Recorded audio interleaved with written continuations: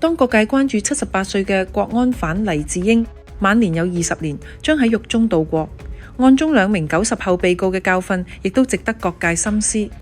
一個係法學碩士，一個有自己 IT 事業，本來有美好前程，30幾歲就留低案底，成為一生污點，前途盡毀。如果冇黎智英嘅妖言煽惑，二人會唔會有唔一樣嘅命運？呢2名90後分別係亂港組織重光團隊成員陳梓華同埋李宇軒，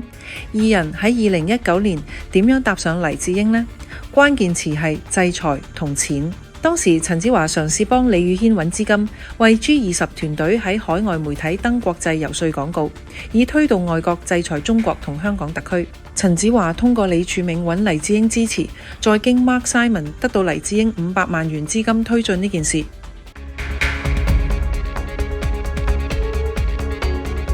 陳梓華雖然喺港區國安法實施前向黎智英表示希望收手，卻被黎智英阻止，越走越錯，墮入深淵。根據高等法院原訟庭早前頒下855頁嘅判詞，陳梓華喺2020年6月同黎智英會面時，對新法例表示擔心，建議所有人都要停止推動外國制裁中國同香港特區嘅行動。不過黎智英反指國安法得把聲，更話自己會以身作則，繼續喺媒體上呼籲制裁，並叫陳梓華同其他重光團隊成員喺文宣同埋國際遊說方面繼續做。陳梓華等人繼續做嘅後果就係觸犯法律紅線。李宇軒同黎智英等10人涉違國安法，於2020年8月10號被捕，而陳梓華因為安排保釋外出嘅李宇軒潛逃到台灣，於2020年10月10號被捕。陳梓華獲保釋之後，曾經致電 Mark Simon 求助。Mark Simon 叫佢無需擔心，聲稱會同黎智英為陳梓華安排法律支援，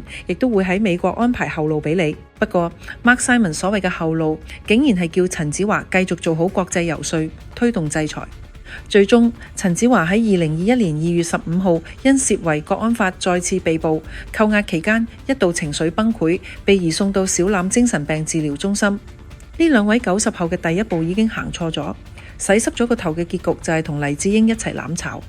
陳梓華同埋李宇軒最後承認串謀勾結外力罪，並成為從犯證人，獲減刑之後分別被判入獄6年3個月同埋7年3個月。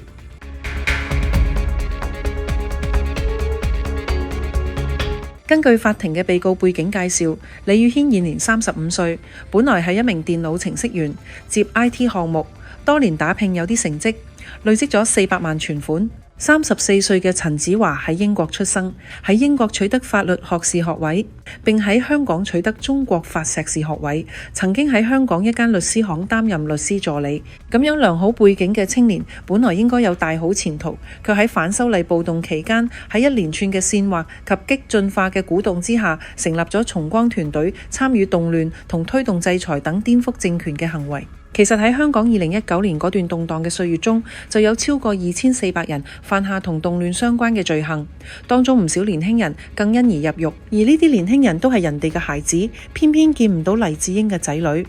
黎智英有6名子女，點解淪為階下囚嘅只有人哋嘅仔女？以黎智英為首嘅壹傳媒《蘋果日報》長年散播反華反政府嘅內容，同時為求嘩眾取寵，不惜製造假新聞、不雅內容，犯案累累，卻禍害香港超過30年，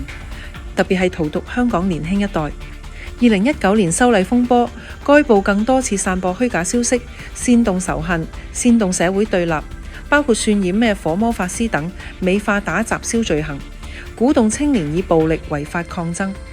今日惡貫滿盈嘅國安囚犯黎智英雖然伏法，但佢嘅仔女將判刑講成冤獄，到處游說拉攏各國政客，營救佢哋嘅慈父，俾佢哋可以一家團聚。但係嗰啲被黎智英等政客嘅語言藝術、假大空嘅政治理想同謊言，搞到頭腦發熱，參與咗破壞社會同埋國家安全嘅勾當而誤墮法網嘅青年，佢哋唔係父母嘅寶貝咩？假如陳梓華冇聽黎智英嘅唆使而提早收手，今日亦都未必淪為階下囚，仲有數以千計受煽惑犯咗國安罪嘅青年人呢？講到冤，應該係悉心栽培佢哋嘅父母啊！如果鍾意我哋嘅影片，請你撳 like 同埋 share 俾身邊嘅朋友。想收到我哋最新嘅影片，記得訂閱我哋嘅頻道同埋撳埋個啷啷啊！多謝大家。